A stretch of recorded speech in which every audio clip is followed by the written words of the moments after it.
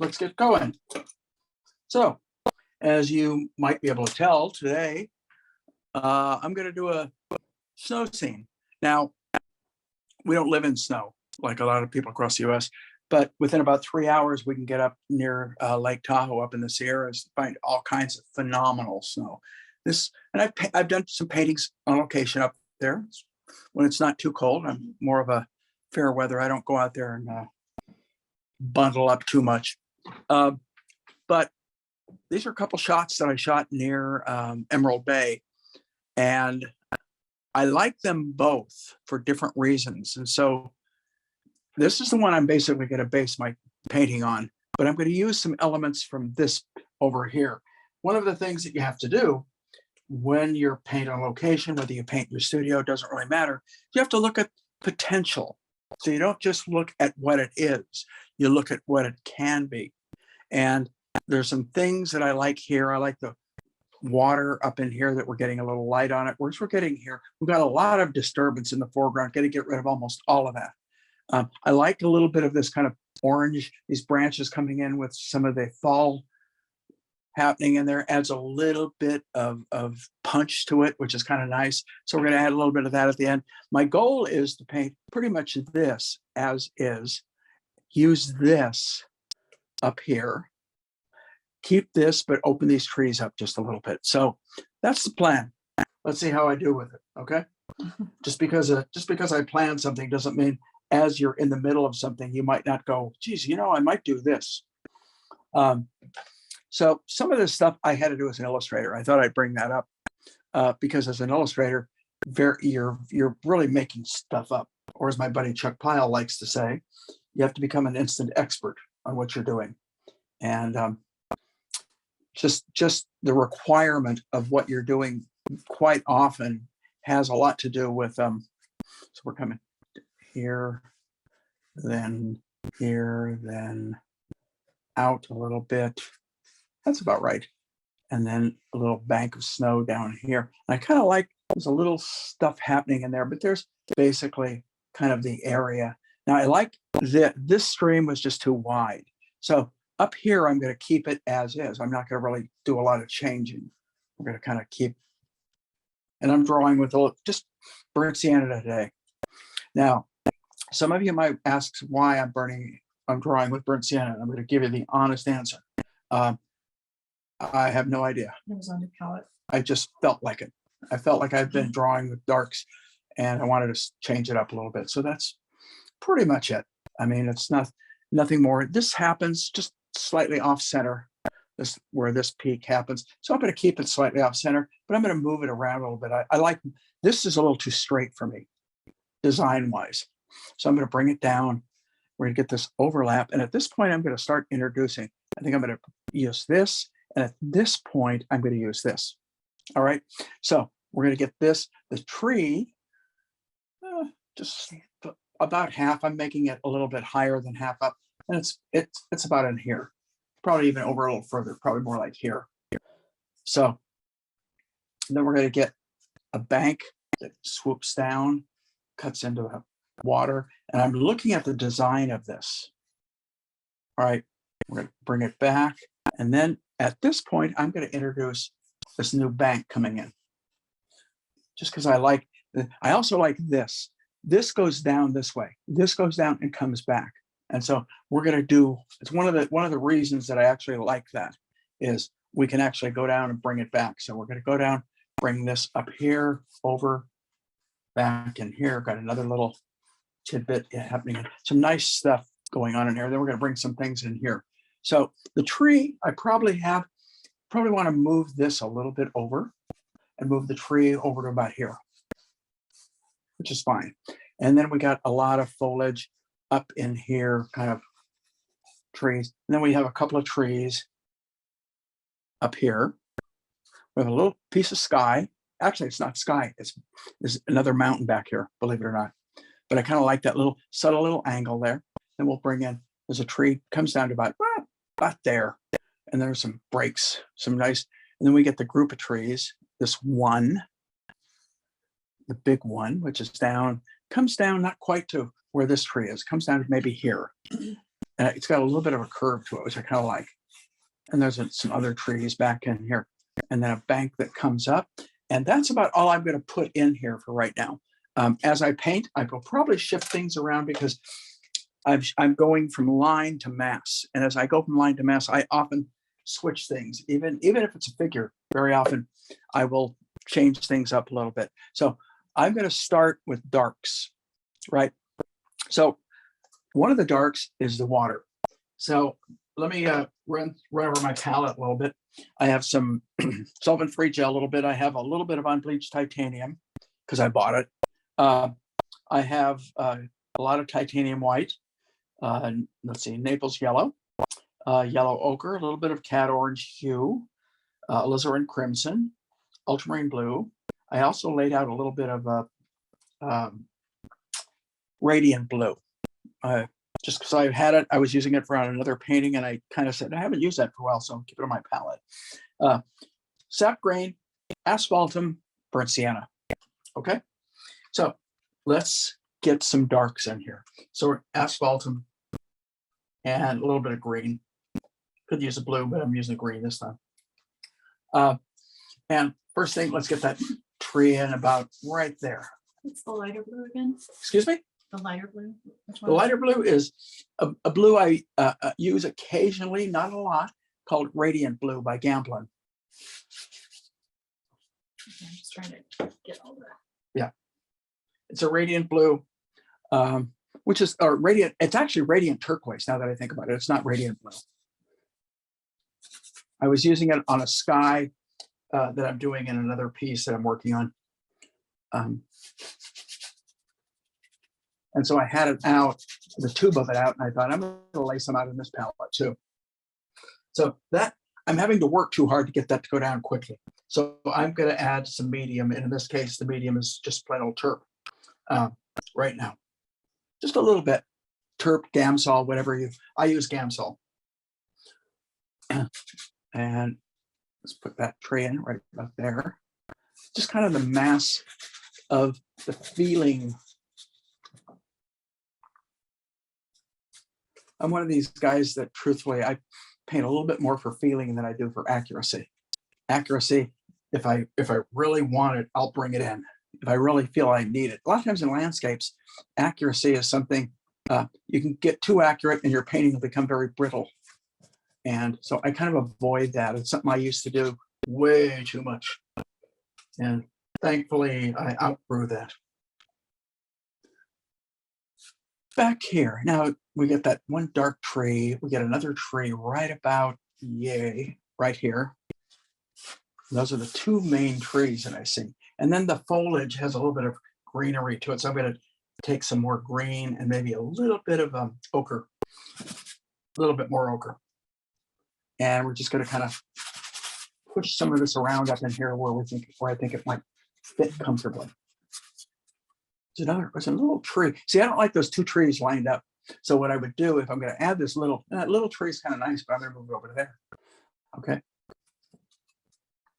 One of the things, and now if I were on location, I might just move my setup over to the right a little bit. Or, you can usually, truthfully, never find everything exactly the way you want it if you were designing the situation. So you have the wherewithal and the knowledge, hopefully, and the guts to move things around.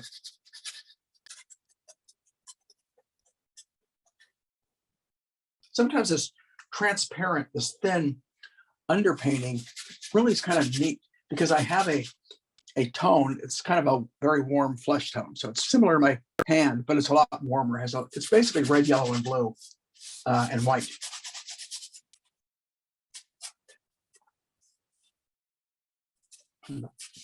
Creek goes back here. This is a little it's right above Emerald Bay on the other side, heading up towards, say, Fallen Leaf Lake. And you can walk it. It's literally right there. So we're going to get that. Now we're going to get the dark of the stream in. I don't want it to be as green. So go back to my asphaltum. I don't want it to be that red either. So I will throw the blue, ultramarine blue. And let's start with it kind of dark.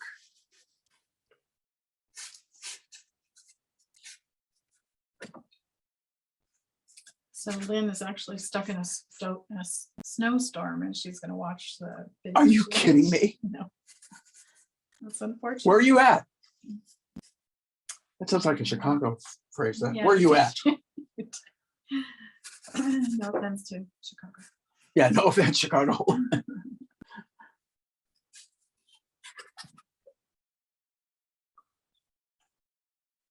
Yeah, I'm not sure where Lynn is. Did she say where she's? Probably not California, but who knows? I mean,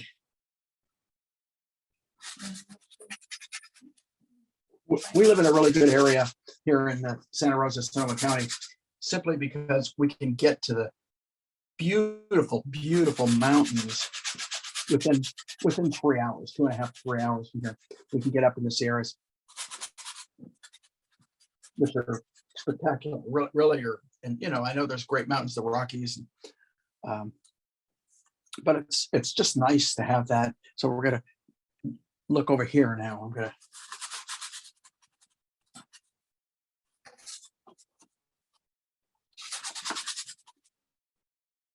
just want to get enough dark in. I can always amplify that and go a little stronger, a little more opaque. But you know, I generally keep a lot of my heavy darks kind of transparent. Just if I get too thick with it, sometimes it'll catch the light, and sometimes it's hard to look at. So I'm just gonna kind of bring some of these darks up in here. I'm going to add light to this water later. I don't want it to be this dark everywhere. So hopefully we're going to get this thing to work. You never know. Usually, I was talking to a really super talented student just a couple of days ago. And one of the things that I said, take some chances, because you know you're good enough to be able to pull it out if you mess it up. And I've kind of used that phraseology in the past. And it's true. You know, sometimes the most interesting paintings happen when you're on the verge of messing it up. And it's one of those things. So I'm going to look at the design of this. I'm going to stand back for a second. Just, you know, when I say stand back, I'm about 6 feet back from it. I don't like this right now. I want to bring this down. I don't like those two things. I think I'm going to bring this up and that down just a little bit. So I open it up a little bit more in here, and we'll get this coming back a little further before it comes out to here. And then up, over, there we go. It feels better, like it's moving a little bit more. So with that in mind, we want this to kind of get lost back in here. Let's start in with some of the shadows on the snow. Okay, so we're 10 minutes in. 10 minutes in, blocking in kind of the darks. Now, you know, we haven't got mid-tone in some of the nice warmer areas. You got to understand where your sun is coming. The easiest way always to understand where the sun is coming is if you can find cast shadows. All right, in this case, there's my cast shadows. So where's the sun? It's right there. It's right pretty much up above, right there. So we're getting light here. And you can invent some of that. You can say, geez, I want to move it a little bit. So I'm going to stay with the same brush. I cleaned it off. My paper towel. I'm going to add white, ultramarine blue. Your shadows and snow will almost always be a really beautiful blue. But you're better off to go a little gray blue. And for that, I'm just throwing in a little cat orange hue, and which is the complement of blue, and will automatically gray it. So it isn't. So that's not bad. That's maybe a little bluer than I want, but it's really close to where I'm thinking value-wise. Let's try it one more time. Okay, let's at least start with that. I feel it could be a touch darker. So I'm mixing a little bit more blue and maybe a little brown into it. Okay, let's at least start with this. So we're going to start down, up.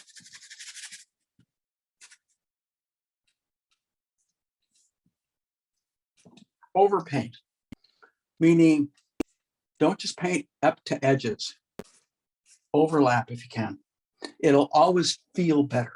It'll feel less Oh, mechanical.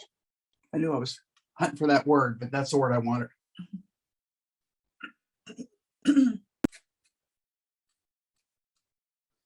And there's some sneaking through up in here, up here.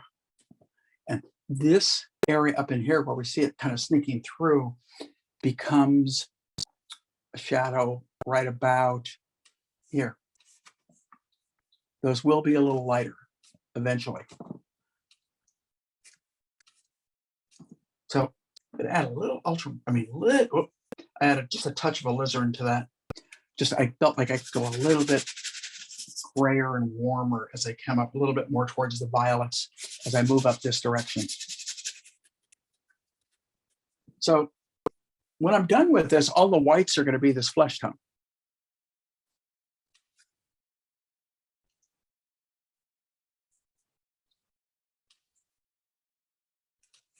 Well, I like that paint into paint area right there.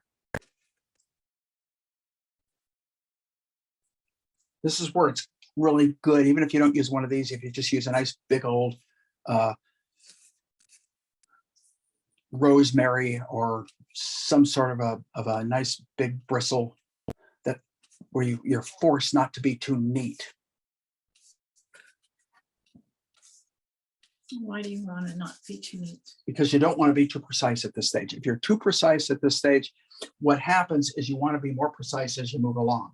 And that will make your painting appear more stiff, so that you're actually better off if you're a little bit on the sloppy side. You know, I've used the phrase to simplify my thought process a little bit. Paints start sloppy, finish neat. There's another t-shirt, by the way. I'm going to come up with a series of t-shirts. Gosh. With paint sayings on there. And of course, I'll probably make almost $200 on it because there's so many painters that probably are dying for shirts like that.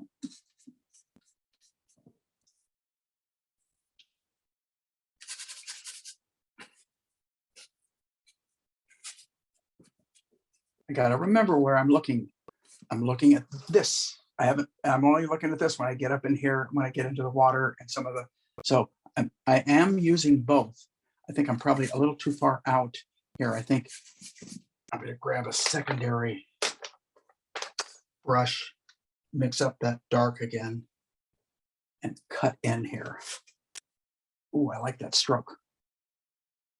Isn't it amazing how you do one stroke and all of a sudden you get all jazzed? You get, oh, geez, you know, as opposed to struggling and struggling. I mean, when I get a good paint stroke, I like to celebrate. It doesn't mean I dance or anything. It just means, truthfully, I'm pleased with myself. And, you know, as I'm sure a lot of you are aware, as you paint, generally you're not pleased with yourself. You're, damn it, that didn't work. That kind of, you have more of that attitude. So when something good happens, hey man, take advantage of it. So there's a little bit of shadow right in there.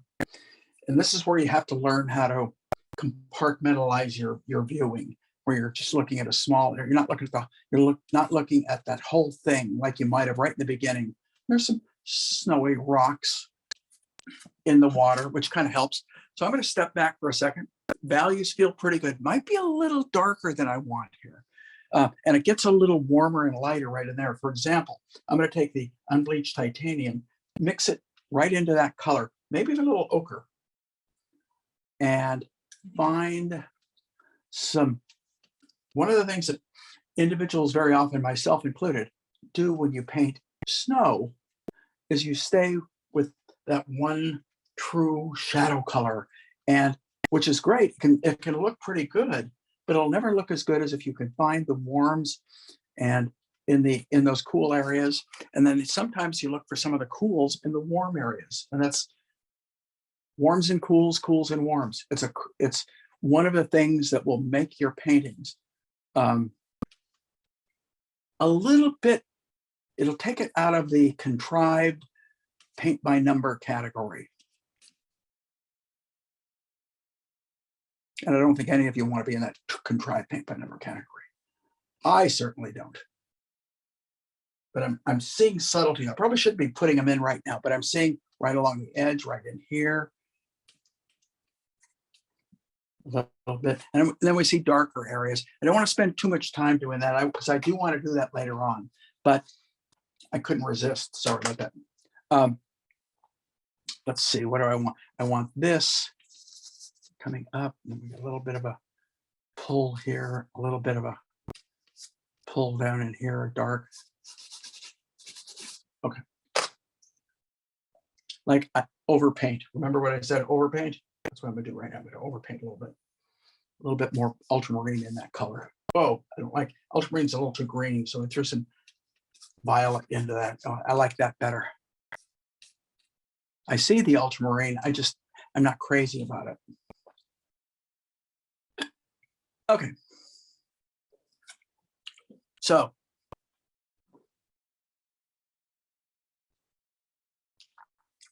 it's a little piece of snow underneath. I'm looking, you have to look past all the branches. Probably one of the harder things to do in this. Okay, so we're going to leave that alone for right now. I think as I move up here, I get a few more of those lights in, but I'm going to add, it gets lighter. So I added more white and a little bit of blue to the exact same colors that I already had mixed up. So it goes that much lighter. So we're going to go first area behind these. If I can paint behind them now, better off than trying to sneak it behind later on. So behind the trees there, right up in here, down, a little bit here, and here, another one up here, here, and then the mountain back behind. Let's at least get that in now. Okay. Laurel has an interesting question here. Yeah. Have you heard debates on whether you should use oil-based primer versus acrylic-based primer on your wood substrates? No, I have not heard. I use acrylic base. I just know you can paint oil over everything. It depends. If you want to paint oil base, what that means is, and this has to do with a lot of times the way you like your paint to sit. There are people that like their paint. They went pretty violet here. I think I need to go a little bit more green. I'm looking at this, but that's a little bit more of a blue green. There are people that like their paint to kind of slide more. And if you like your paint to slide more, the oil base works better. If, on the other hand, you like your paint to kind of be a little drier, and then you probably would like, you need to paint both. I like both. I don't it's like my feeling about substrates. I use a lot of different types of substrates. This happens to be stretched canvas. I use stretched canvas. I use stretched linen. I use mounted linen. I use occasionally mounted canvas. And then I use everything from panels, all kinds of panels that are cradled, panels that are uncradled. I'm one of these people that I guess I'm not a slave to my to the surface that I work. I do know artists, by the way. I do know artists that literally they have to work on Clausen linen, for example, which is beautiful linen. I find it part of what I end up doing has a lot to do with what my desired result is. And if I'm going to use thick paint, for me, I can work on almost anything. I don't want to work on great linen if I'm going to work with really thick paint. The paint is going to really disguise what the surface is below. So Pretty sure you could paint on anything. Yep. I remember when I was teaching at Art Center, I think it was Peter Lyashkov painted on glass. And I think my friend Ray Turner paints a lot on glass. He paint on plexi. The artist, who I love his work, and he was, unfortunately, he really passed away at a very young age. And that is Bob Heindel, Robert Heindel, painted on, what's he was painting on? Because I tried it too, and I really liked it. Vellum and Durling. Yeah, that nice. So you could try out, I mean, rules are meant to be broken. There are no rules in painting. You know, the only rule would have to do with archival. And archival has to do with don't paint on something that will not last. Now, what that means is, you know, the old masters painted oils over tempera a lot. So, which is a water base, you know, would be closer to gouache. And gouache has become a real favorite for a lot of artists to go out on location. And I know it's because it's so easy to carry and clean up after. I don't do it. I have. It's just not me. But people that do it great. And if you like it, stay with it. If you don't like it, don't do it anymore. You know, it's like, if you don't like doing something, don't do it. You can write that down, by the way. It's a very important piece of I think everybody knows that. I know. everybody knows it, but people forget it. People forget that part of it, that, you know, it's not what everybody unfortunately does. People forget the fact. It's like, I have to remind students sometime, remember why you guys got into this? It was fun. You know, and that's what I like to say when I see people scowling and saying, hey, I thought this was supposed to be fun, you guys. Well, it's not working out very well. Well, you know, we've all been there, and we're still all there from time to time. No matter how good you get, you're going to be there from time to time. It's just, it's what art tends to be. Wouldn't it be nice if every time you sat down, you produced a masterpiece? Mm-hmm. Or every time you sat down, you produced a piece that was so much better than the last piece you did? Doesn't happen. So I'm looking at this, and I have to keep remembering I need to look down at this when I get this, but I kind of like this little area here. I may add a little bit of that in there. I just caught that. It's kind of a nice touch. So maybe I'll add it in. I don't know. As I move along through here and get the thing going, I'll just see how it feels.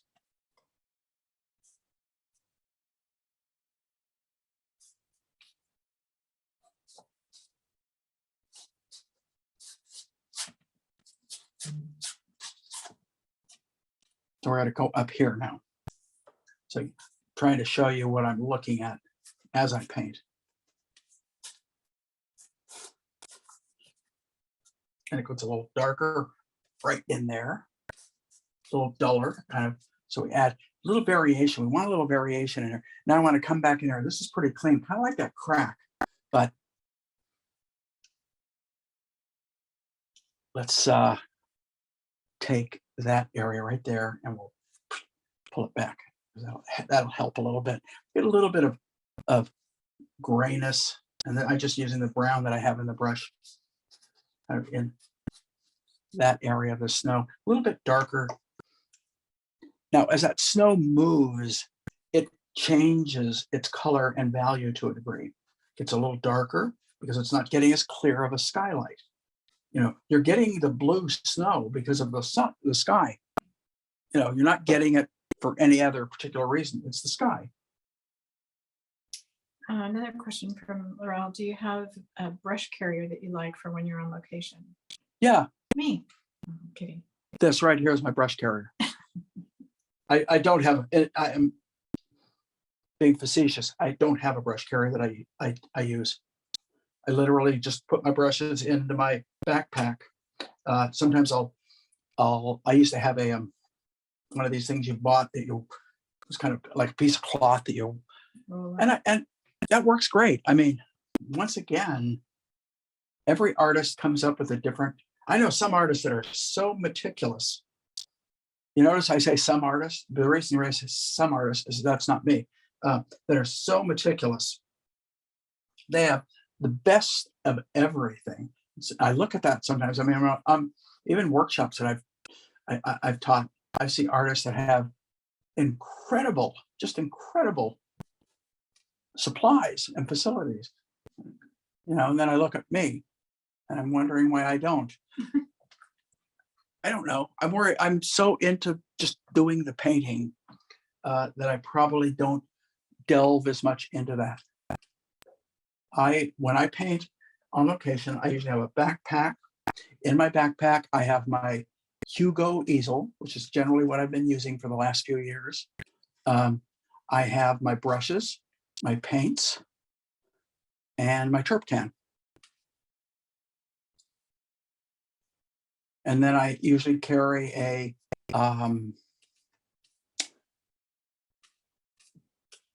Raymar wet canvas carrier is generally what I use. And I keep a 12 by 16 with a 12 by 16 board. Now that I generally don't have in my backpack, but I keep that in conjunction with a, hang on for a second. There we go. I had to stop talking because that was a really important stroke. I have a that, and I usually carry that, generally speaking. Okay, it has the right design. I'm standing back one more time, but this time about 10 feet. Okay, I need more dark in here. I need more shadow. So real quickly, whatever I have, my blue mixed up here, I'm just going to kind of smear in here. I'd rather paint too much and have to paint rather than have to keep going back and adding shadow. So Carolyn Rogers wants to know if you can hold her brush again next time she's working on a painting. If I could hold her brush? Yeah. Okay, that means you have to be there, Carolyn. I can't do it virtually. Okay. Just don't be afraid to make mistakes.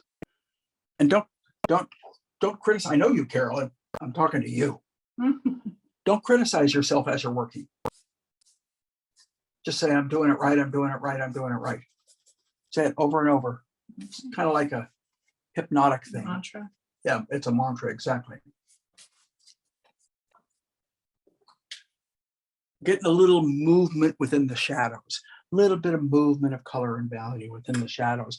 I'm going to start in on some of the lights now. Where are we at? Just about 30 minutes in, which is good because it'll leave me enough time, hopefully, to make the thing look really good, as opposed to okay.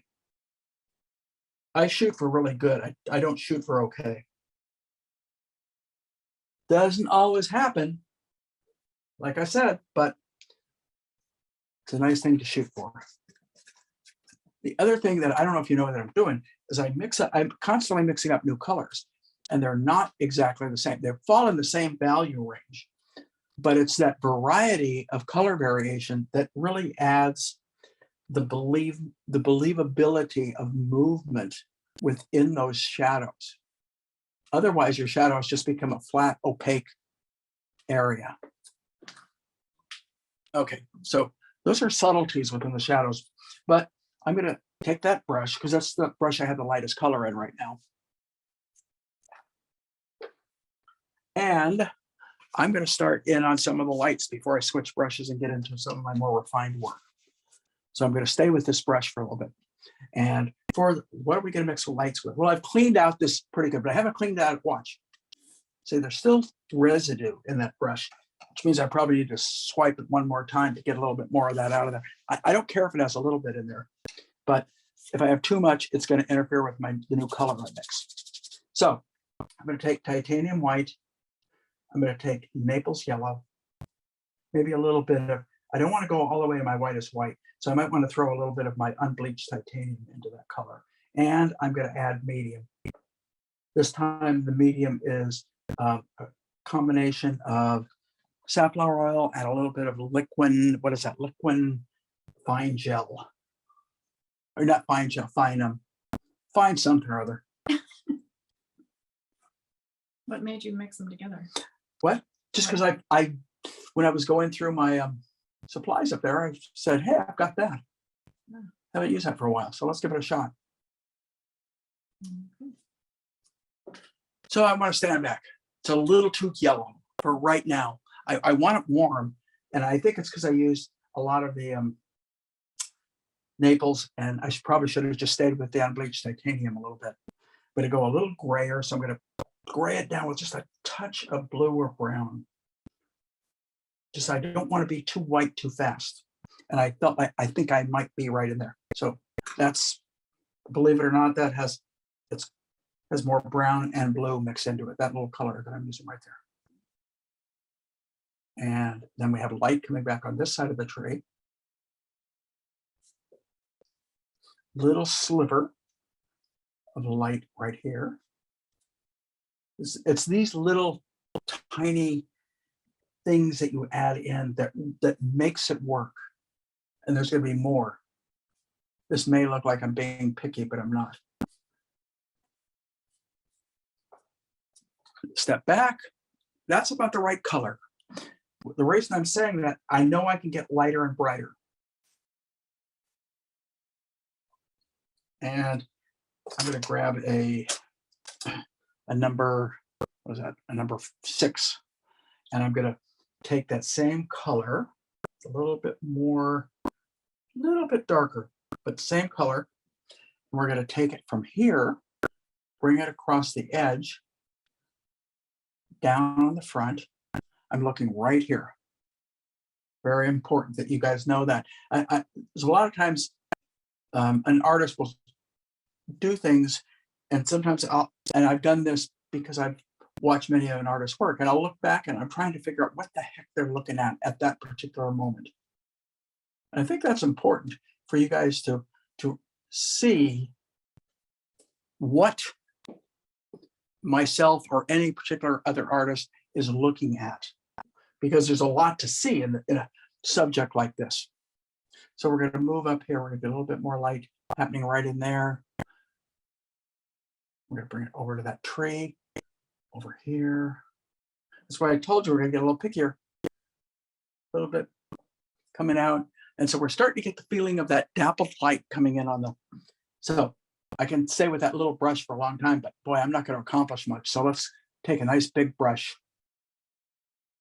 And that's part of what will make your painting, particularly a location painting, go a little quicker.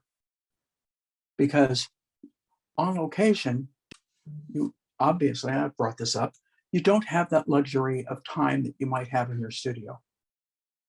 If you're going to go back 2 or 3 days, could be, but one of the bad things about snow, 2 or 3 days, it can really change. So you're better to make nice quick color notes if need be. So we're coming down there. You can see how much brighter that is. Which this should be brighter because the sun is coming down, but it's really bright back here. Not quite as bright here.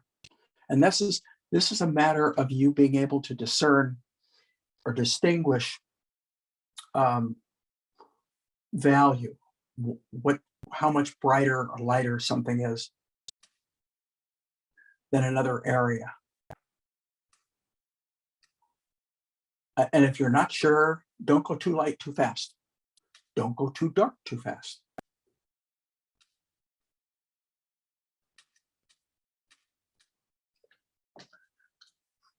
All right, we're moving. Get a little pieces of light kind of coming down here. Now I've got the little bit of that orange that might sneak through here and there. That may actually work for me. May. Not guaranteeing it. Never know. I may like it, I may not. And if I don't, I'll fix it, hopefully. Too big. Get rid of it. Get rid of it.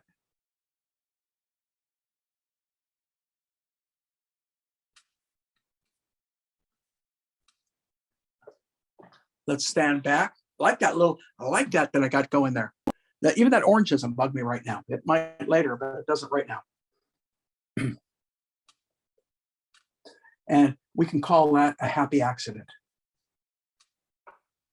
It's funny, it's a term that I use as a student in school, along with a lot of other, I didn't originate that, but along with a lot of my other cohorts, we used to call those happy accidents when they happen.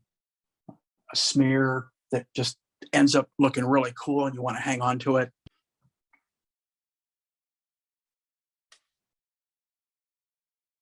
I like that and that a lot. So I'm bringing that down. Now I'm going to bring this in. I'm painting it right over that blue that was there.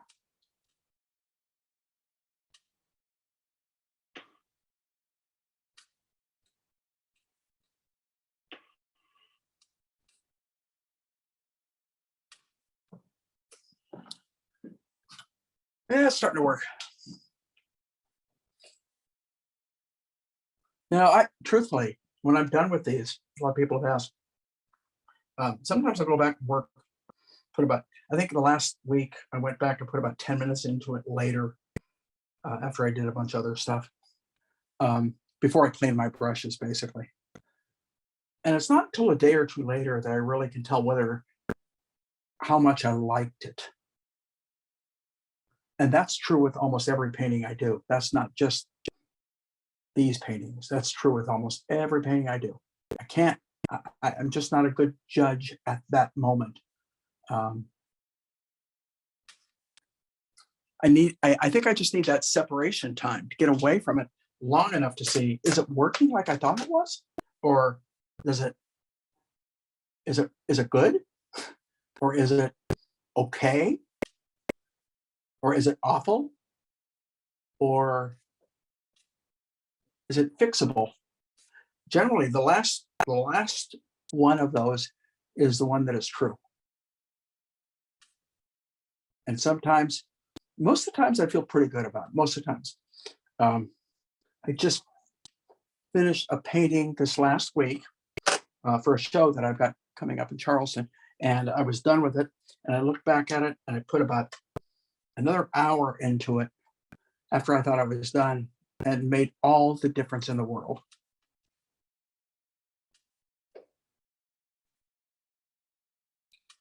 And if you want to know the truth, I like it when that happens. Doesn't always work that way. Let's keep going with some of this stuff. Big light area right there. So we go back to my bigger brush, same light. We bring it. This I'm going to probably come over and go lighter with, truthfully. And it comes down, down here. And then I can pull some of those cools back in. This is a little dark right here. It's a little darker than I want it. So I'm going to go back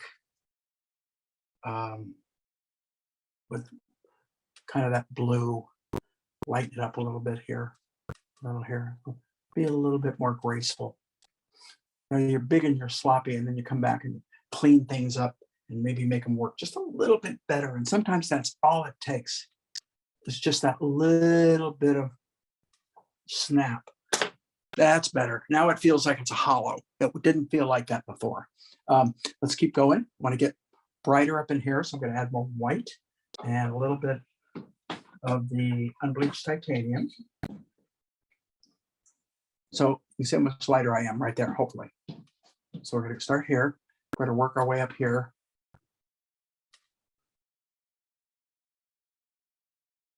Well, I need a small brush for this. I can't do it with that brush.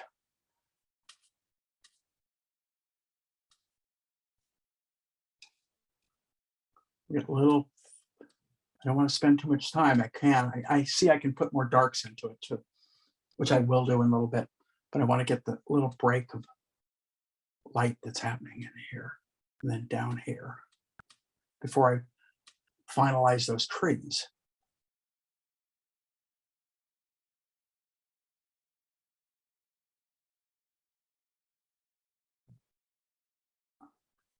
Little snow on those rocks. Probably a little too dark here, and I could probably get a little, oh, I can see something. I just caught a warmth that I didn't see earlier in that area, right about here. Whoops, a little too light. warmer. And I mean, for the warmth, I'm using ochre. I might mix a little bit of cat orange hue into it. It's odd how I just pick that up now. And it's important that I'm telling you that, because that happens a lot when I paint, that I catch things as I glance back at them where I may not have caught it the first time.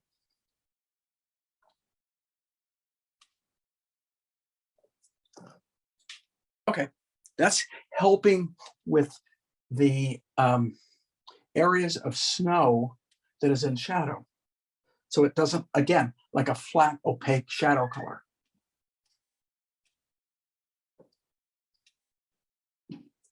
There we go. Let's keep going. The bright lights up in here. Let's just smack them in there. Pretend I'm 100% correct. I know I'm not. There, a little bit of here. I'm kind of looking at what I'm doing at my reference, but I'm kind of faking some of the stuff at the same time. A little bit of light coming through here. I'm going to put it in before we put those tree shapes back on. A little bit of light up here. A little bit of light coming through in here. Little pieces up in here. A little bit up in here. So we're getting the feel of it. That's what you're painting at this stage. You're painting the feeling of light and shadow. A little bit of light here, light right there.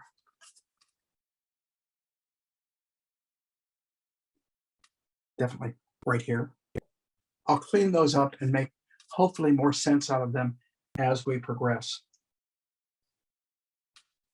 Where they're indications now, later on, hopefully they become more than indications. They become believable.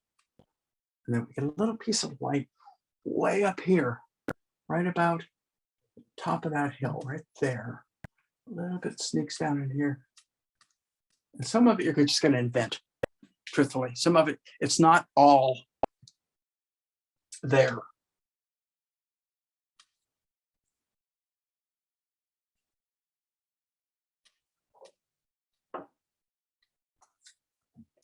Bob's enjoying the varied brush strokes. Good. I'm enjoying them. I'm enjoying doing them. And sometimes they work. Basically, from a distance, it's looking okay when I squint my eye. Important. That's an important little line that I use there. When I squint my eye, you need to you need to stand back and blur it. Don't look at it for, refined detail. Look at it for the pattern, the value that's happening, the overall feeling. Is it working? If it's not working, do something else. I don't care what. Do something else. Eventually, you're going to figure out the right thing to do. But initially, you'll probably be wrong. Light coming through the trees back in here. Another one back in here. Up. Back in here with some branches. Way up top here. Is that the sky? Yeah, that's part of a mountain. Let's get a little bit of light happening up in here.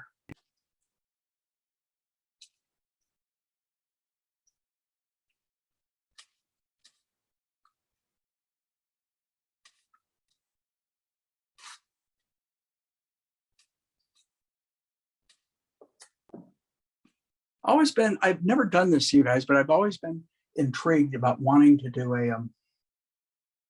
a workshop in the snow. And truthfully, here in California and Tahoe is probably one of the best places to do it because the weather is a little bit more forgiving than some of the other. It's not quite as cold, and most people don't want to be out there freezing their buns off. Most people, I'm talking about me.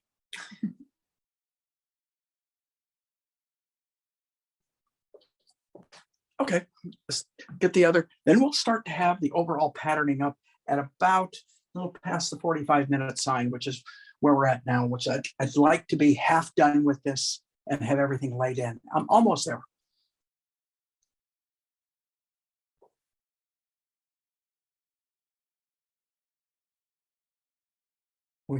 I'll make this work later. Okay, let's get that one area in. White, I think we got it. That's right here. That's a little too, I'm gonna throw a little more white into it. Went a little too, it's forward, so I do want to get enough strength in that. So let's start right here. Maybe back in there. Huh? Got that down. So we're gonna look up in here. We're gonna look here, here. We got some of those branches obscuring some of that, and it's kind of makes it difficult. So just kind of fuzz it. You can create your own pattern if you want to. I don't want to, but I may.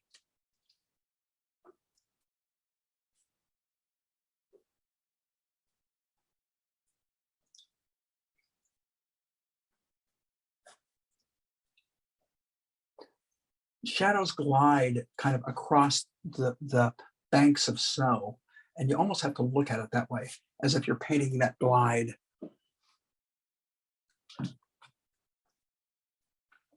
The key in painting snow is don't go too white too quickly. That would be the first thing. The second thing is get variations in your shadows.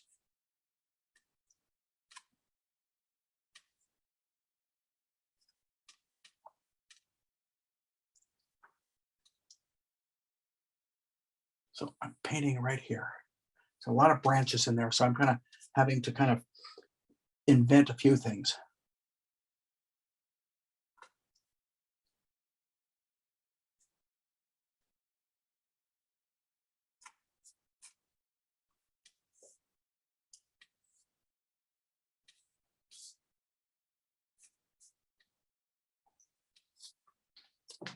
I'm going to stand back. I'm starting to feel okay. Notice the word is okay. The word isn't really good. I want to reserve that for the finish if I can do it. So I'm going to go down here right now. So first thing we're going to do is right at this point. And we want to pull it and soften it. So that's when I just drag that edge up here, and then up right there.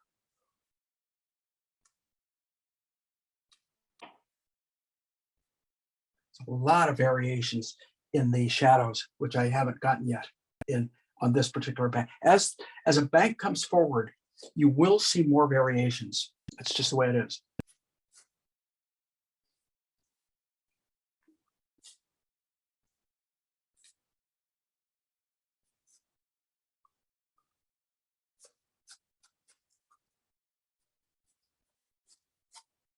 So it really helps painting into this wet blue paint because I am purposely able to paint areas that diffuse into those shadows. So I'm standing back now. One of the things that I see I need to do is connect these. Connect this to this. Connect this to this so the banks make more sense. Get a little bit more light right in here. Diffuse light. Then we get a nice feeling of light kind of working right down here, right down to this point. So it's right here.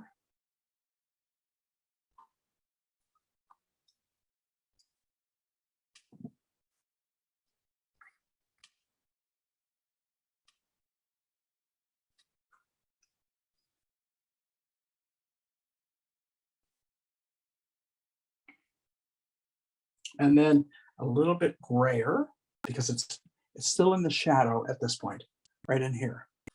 But it is a little lighter, so it's kind of a cool. So I added some blue to the color I was just working with.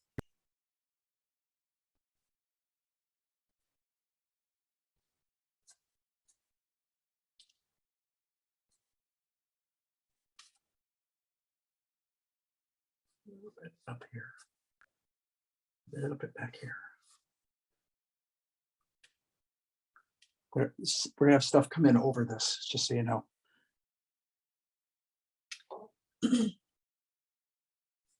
Carolyn wants to know, how do you paint snow coming down?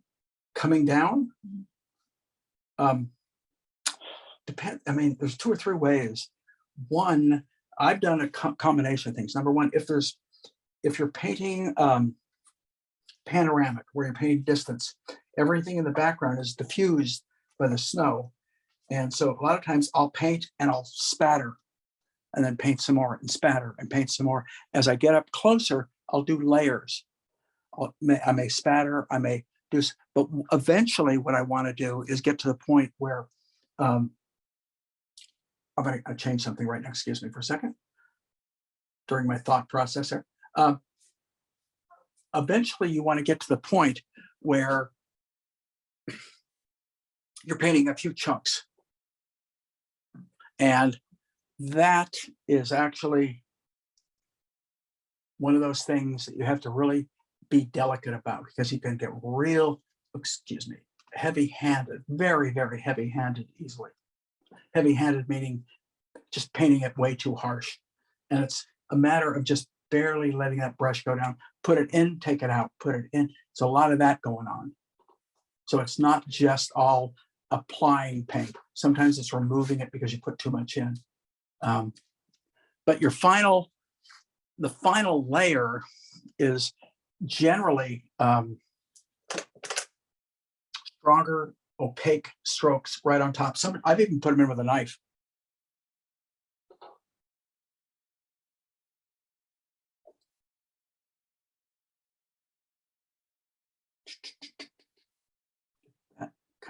There we go.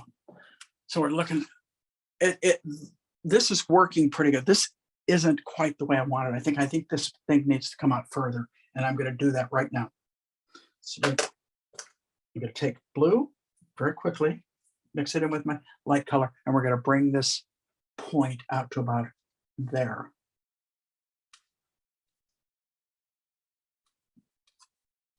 And then we'll add a little bit of light. So you see how fast you make a change like that. So we're going to add a little bit of light on top of that. And that's just a design thing. I didn't like the shape. A little bluer, but lighter blue.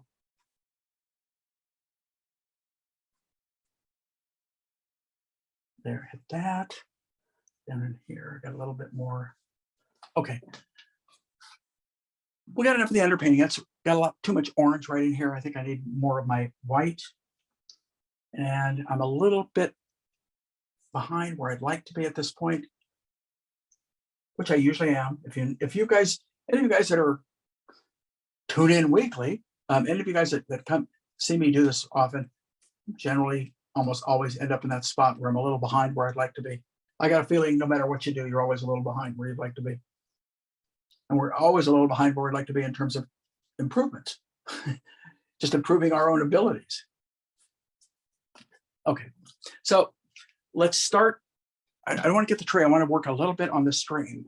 I like this little piece coming out. We got little pieces of there, got back in here, and there's some light in that stream. Now that's what I was looking for. So I'm taking basically the asphaltum, a little bit of ochre, and maybe some green. I've got a little bit orange on me, a little bit of green. And I'm looking at this now. And right about here, I want to get some light. Oh, I like that color. That's a good color. Not green enough. It was a good color. Changed my mind. A little bit more green. Let's try it one more time. Yeah, it's a little bit more green. And I threw some green and brown together because it was a little lighter now. Oh, I don't want to go too light too quickly. That feels a little bit better. And we'll go here. And then we start to lose it. Get a little bit of light right back in there. Right. And then there's snow that's going to sit on top of it. I'm going to bring this down. I see there's some nice orange colors going on, really subtle. A lot of times when you look through water, if it's not in deep shadow, you could get a lot of really interesting warms that you'll see back in there. So when I stand back, fine, I'm okay with it. So I'm going to take a little cat orange light now and some ochre. Let's see if I can sneak some of that stuff in. I'm going to take some little alizarin crimson into that.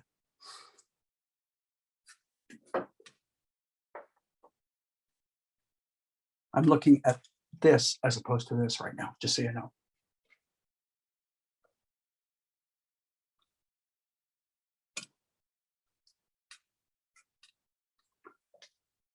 Okay, let's leave that alone. I don't want to dwell too long on that. So I'm going to go back to this kind of greens, maybe just add a touch of light to that green, and we'll get a little bit lighter right here. And I'm going to look back in here. I can see a little bit of warm value change right about there. Whoa, that's too light. What happened is I picked up some of that white snow. So just throw some brown back into it. Okay, we're starting to get it. It's working. I'm going to finish with all this stuff up in here, but there's some beautiful warms, just some interesting warms I see in the water. I also see, I want to get a little bit, I brought this up earlier, a little bit of this kind of a bank going right, I think, here. So we're putting the lights in first. Normally I put the shadows in first, but I just,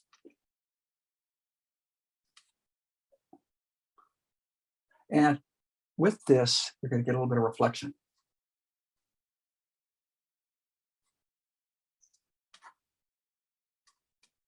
Okay, now let's put the shadows in. It's not gonna, it's mainly light, it doesn't have a lot of shadow, just a little bit right here, here. Okay. Take darks now. It's a little flat.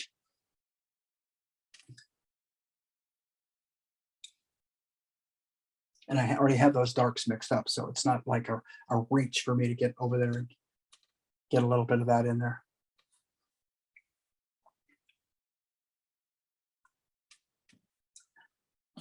That's working. Okay. I can't dwell on it. I can't sit and go, God, it's not working. I got to fix it. I mean, I can get it to a point and then I have to move. Otherwise, the piece, it will not be complete. And that's what we're shooting for, a complete piece.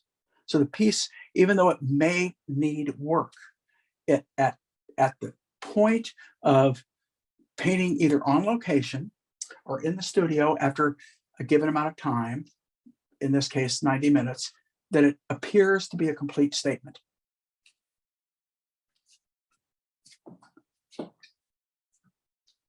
Break a little bit of that up here and there, a little bit of.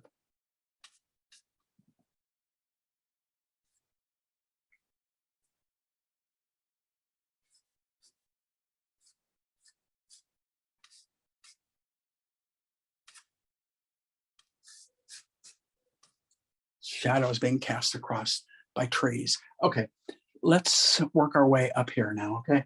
And get a little of the foliage in. So we're going to start with the dark green, which is the green and the brown, medium. So it flows, it lays really nicely on top. And I want to get nice edges here. The trees back here are going to be a little lighter, so I do want to get all this in first.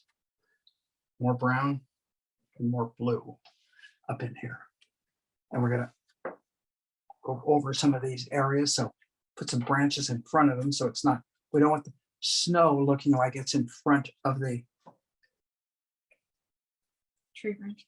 Of the trees. So we want to make sure overlap just enough so it feels like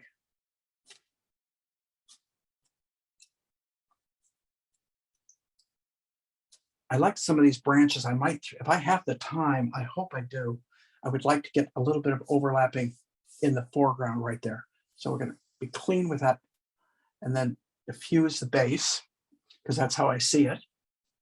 And it's always good to be able to do that. And the same with this tree right here. Down. And there's a light bank right in front of it. Okay, so that plants that tree in that area. Now the other thing, when I was getting paint loose enough, So I threw a little terp in with the medium, and we're going to kind of scuff around a little bit here. Now, every time I go over white paint, I'm picking that white paint up. So what happens is I have to go back and clean the brush and remix color, because otherwise you just start making mud.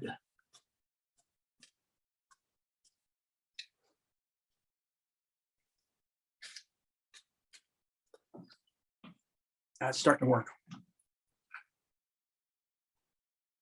Now, this little tuft right out in here. I was thinking of trying to put snow on these trees, but I just don't think I'm going to have the time. So we'll come up with as good a looking tree as we possibly can. Those strokes aren't helping. They have to be behind the foliage. So the foliage has to overlap some of those, so it feels like snow back behind.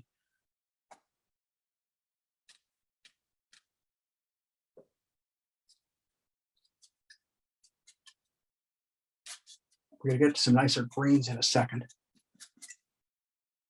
So I can make a lot of strokes here because I'm not painting over white paint. So you can see me do a lot more. But the minute I paint over white, what happens, or the lighter color, is what happens is I pick that color up and then I'm in trouble again. Okay. This is where it's good to have two brushes, because one, I can keep my whites, my lights, and I can go back and add them where I need them. And the other is the darks that you can kind of bring over it. So if the lights start standing out too much, then you go back like that stroke stands out too much. So we want to put that out. Now, as we move over to the edge, and I'm going to keep it a real close eye on the time. Got just about 30 minutes. So we go pretty dark, because this actually is the rocks right in here. So it's a little bit more on the brown side, truthfully.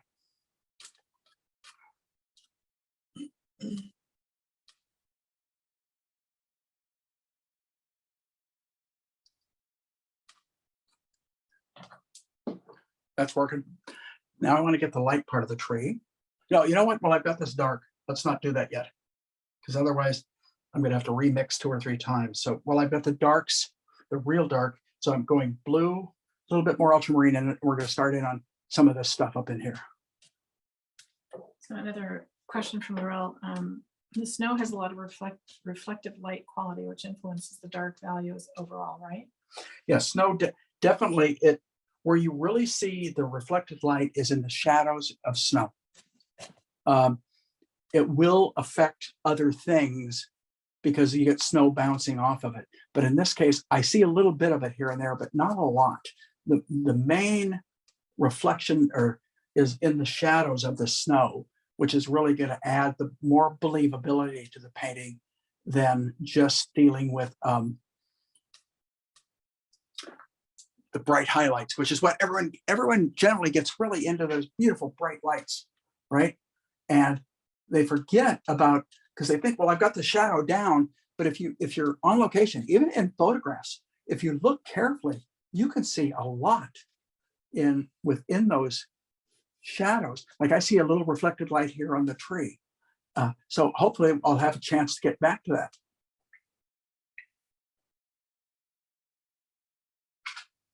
Let me step back for a second, see how it's shaping up. Oh, almost tripped over you. Well, I'll tell you, it's a little bit better than I thought it was. I won't say that too often. I see problems, but overall it's coming off, and which makes me feel like I can pull this sucker off.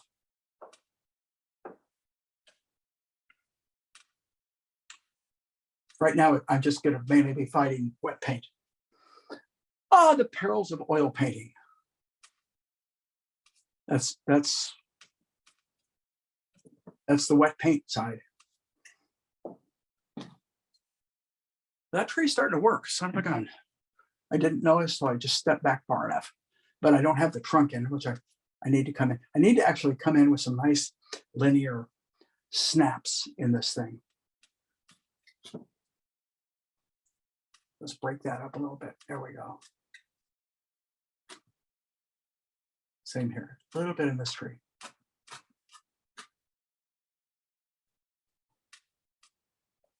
And I don't want that tree too dark, so I don't care if I mix it in with a little bit of the light paint.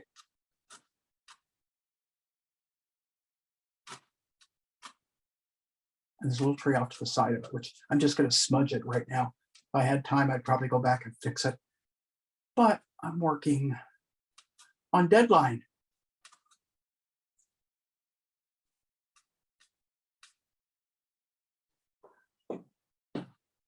That's okay. I've got a little too much orange coming through here and there.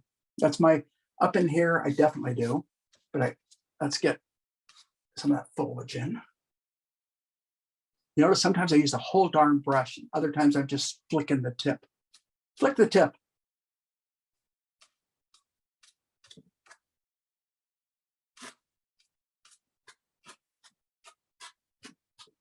You tone that intentionally with the warm?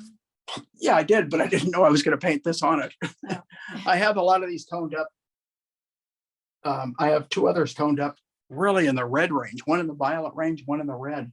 So, but they're always in the mid values. So I'm going to leave that alone for a second, grab my little, no, I'm not going to because I can't find it. What the hell, did I knock it off the table? What are you looking for? This, one of these. Okay. There's one up here. My liner, I need to put a few linear branches in there. So one of which is right here, very obvious.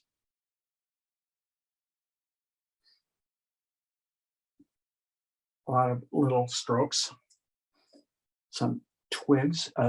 Let's get this tree, the base of this tree. This tree I lost completely.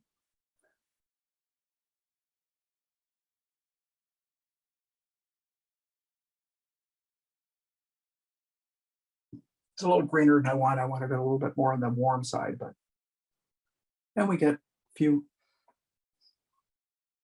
breaks in here.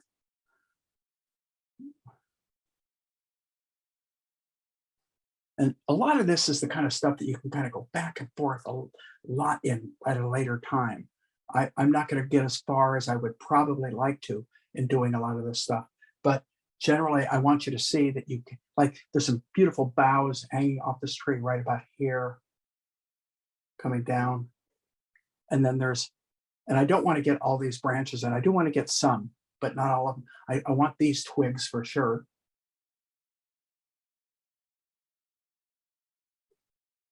Too heavy. That was not a good paint stroke. Another one back here.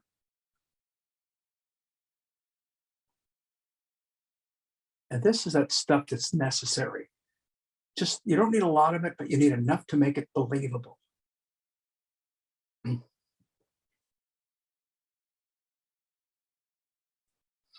see over in here. Yeah. Up here we see a stroke. Right here. Definitely a lot in there.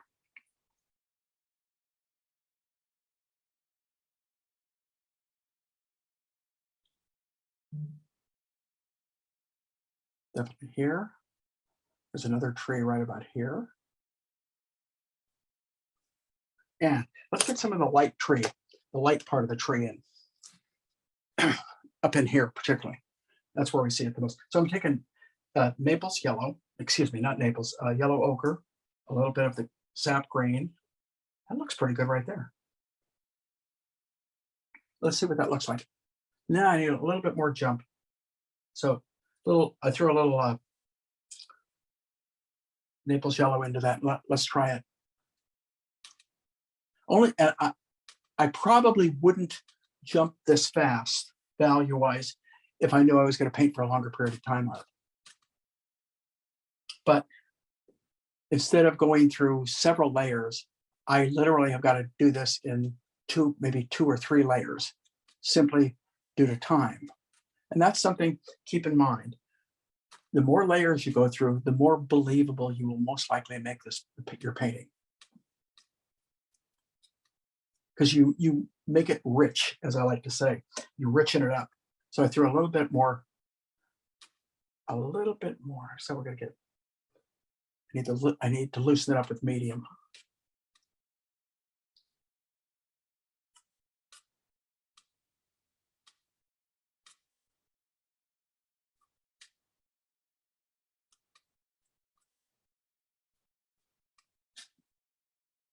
A little bit more green. So I'm switching back, sometimes a little more ochre, sometimes a little bit more green.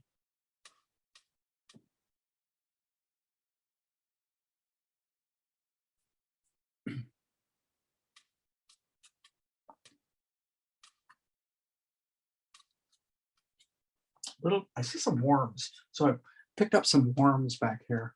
Although I do have some of that orange coming through, which is kind of nice. Going to step back for a second. About 15 to 20 minutes left. It's shaping up. I think I can make it work. One of the things that I do want to do right now, I didn't build up as much as I want to in here, but time-wise, that's what you get, huh? So I'm going to mix up the darkest dark I can.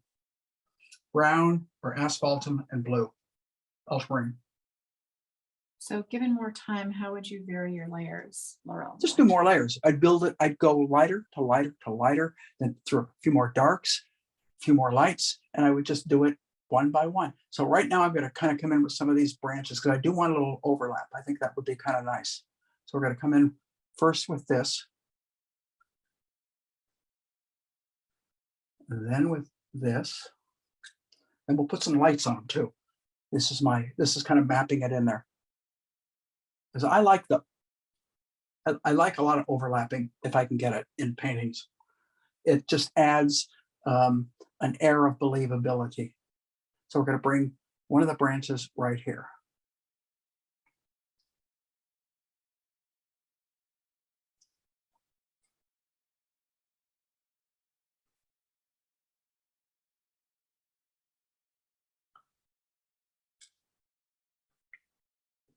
Another one right there. Down a little bit of overlapping, right? Darks where they come in and overlap right there. And right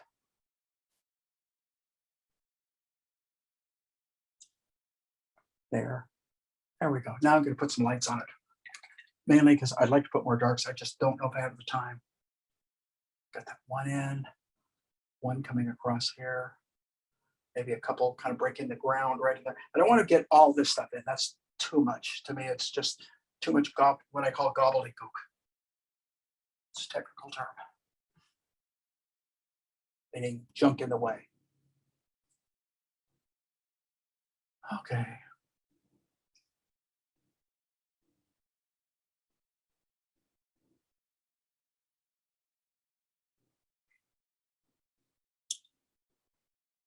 All right, now let's put some lights on those things. The lights are pretty light on that. Got to add some turb along with the medium because one isn't going to do it. And we're going to start right about here.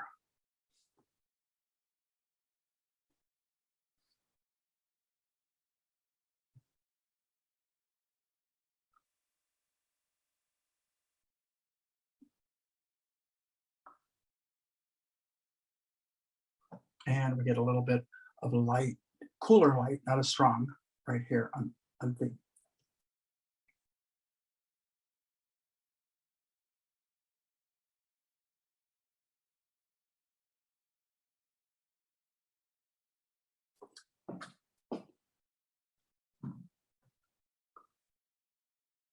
Oh, it's underlight.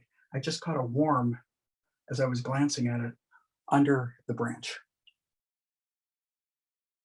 Right there. And a little bit on that side too.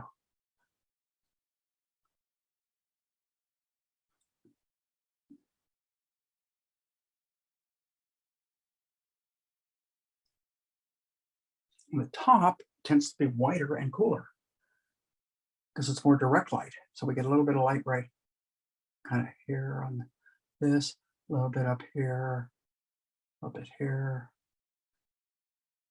up in here. Light against dark, dark against light.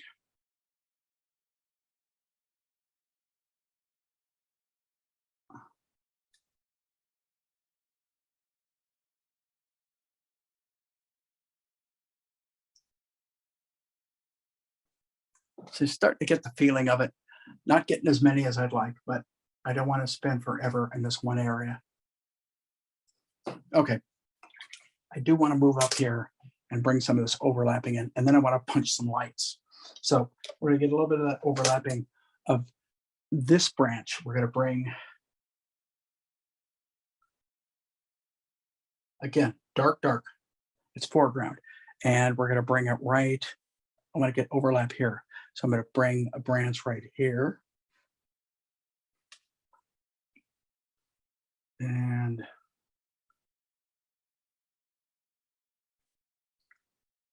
some down in here. And I think it might help get a little bit of overlap onto this.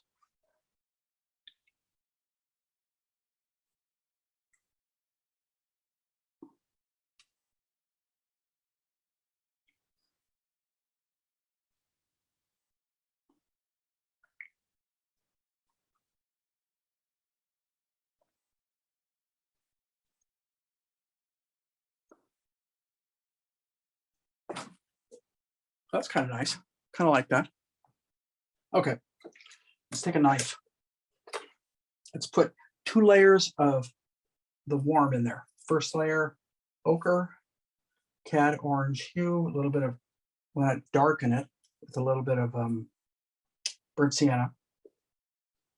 And we're going to put some of the, but not, that's not dark enough. I'm going to throw some brown into it.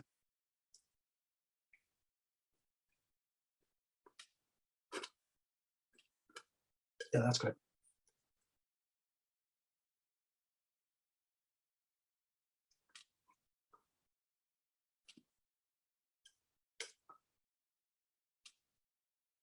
A little more brown. Probably could throw some alizarin too if I wanted to darken it and keep it still warm.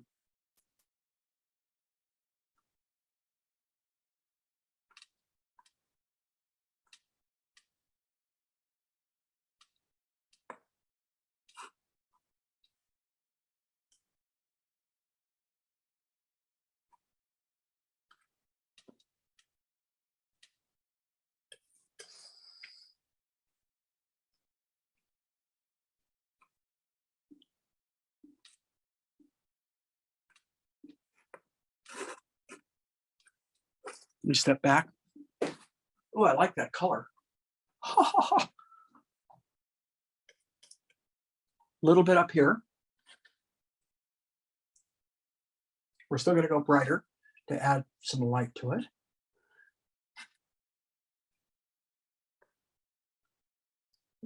Little flickers. That's where that orange helps coming through. A little, every now and then you get a little bit of flicker of that color. Now I'm going to lighten it up. I'm going to take yellow ochre to the same color I was just using. What did you use initially to mix that? What? What did you use initially to mix that? To mix the previous color? Yeah. Several colors. I used burnt sienna, I used yellow ochre, I used a little bit of asphaltum and a little bit of alizarin. So I used a lot. I used what I felt every time I put a stroke down, I was reading how it worked and I was adding what I felt it needed.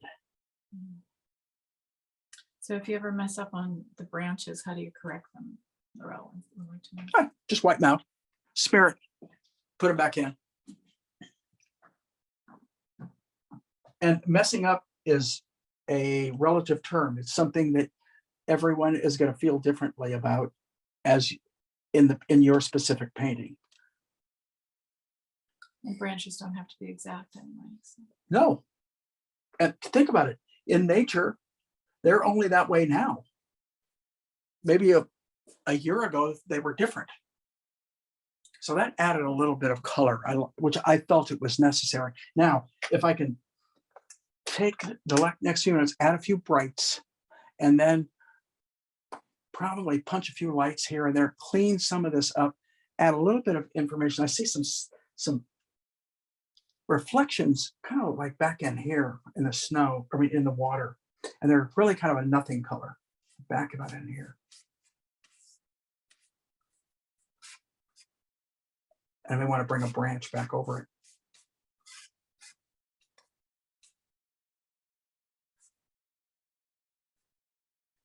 I like that question that you asked, Laurel, was a good question, because screwing up on branches is very personal. Sometimes you think you've messed up, but give it a few moments. Don't try and correct it immediately, because maybe you need more branches. I need to kind of come over this, because let's do it this way. Come up there, come down here. I'm just adding a little bit. I don't, tell you what, I got 3 stripes right there. I don't like that at all. So let's put a 4th, come in here, maybe with, see how I can only get a short stroke out of it. So you got to add more medium. All right, let's go back up to some of these boughs up in here that I was talking about. And let's see if I can add a little bit of a feeling of greenery to them at the end. Like right in here, I noticed there, down here, there's one.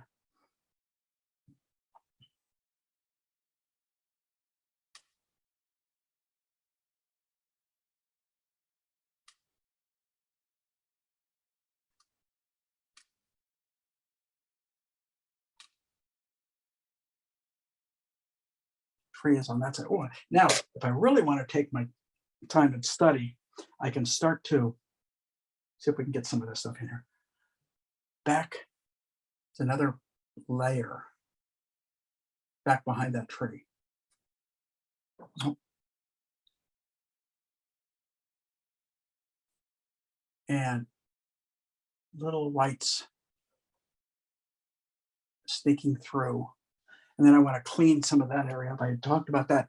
I wanted to make that feel more cliff-like. So add some medium to it. I need to do 2 things. I need to kind of and then I want to sharpen up those edges right there. A little bit of light coming down here.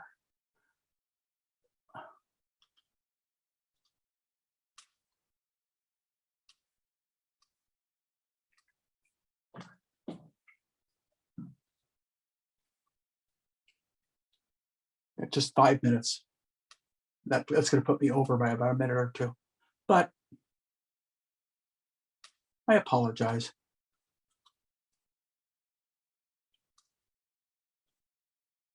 There, a little bit there.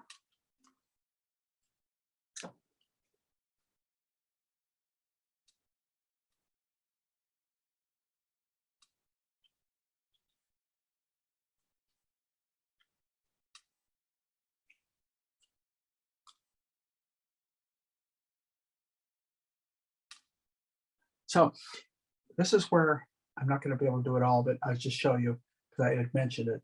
I would take white and Naples. Now I can amplify some of the strength of that white. Look at that. Look at the difference in that. So I can start to push some of my whites a little bit further if I want. There.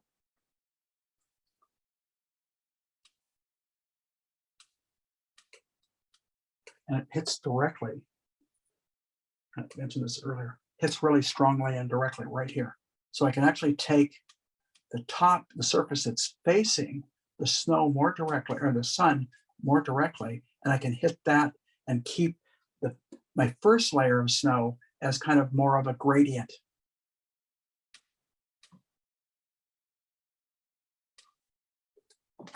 And it just allows you to be a little bit more pronounced right there. And it's just basically white Naples. Still not pure white. The Naples gives it the sun.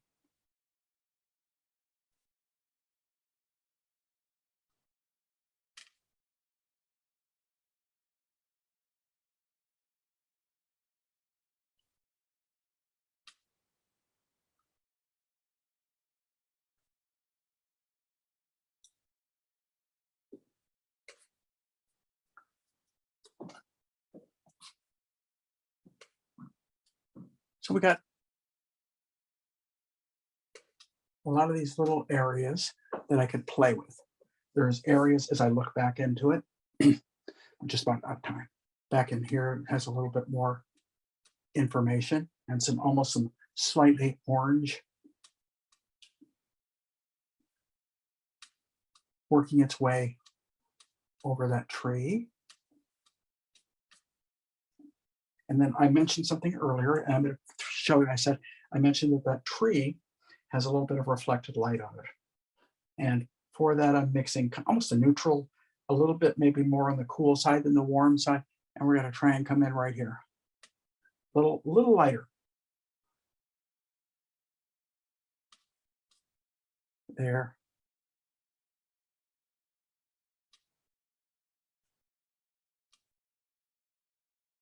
And that gives pretty much the character of that tree. The only thing that I would like to do is probably open up with some more, so it's not as heavily treed, with some more feeling of snow, probably right about in there